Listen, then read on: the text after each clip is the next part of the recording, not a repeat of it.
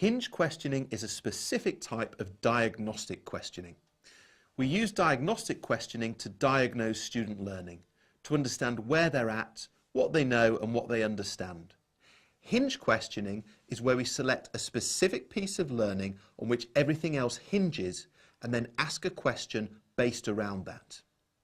So what we're looking for here is the learning which, if students have got it, they can move on and they can do so securely. But if they haven't got it, or if they have a misconception that they're labouring under and they do move on, they're going to run into difficulties later on, further down the line. So we use Hinge questioning to get mistakes and misconceptions into the open so that we can then teach away from them.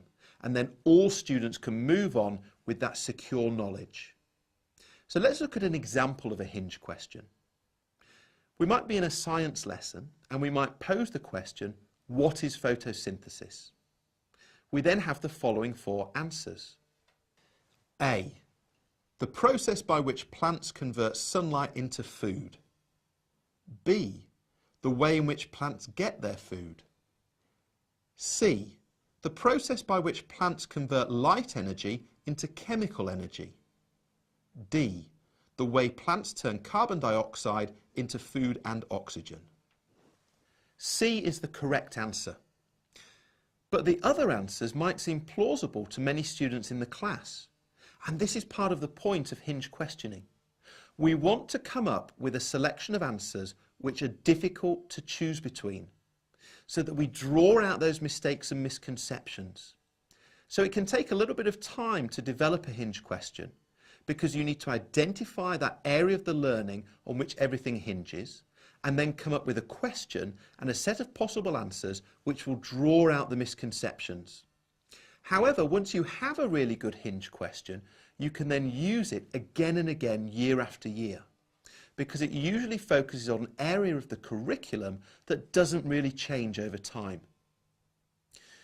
Imagine we've posed that Hinge question to our class and we've found out that maybe 75% of the class are really secure with their knowledge and they've given the correct answer.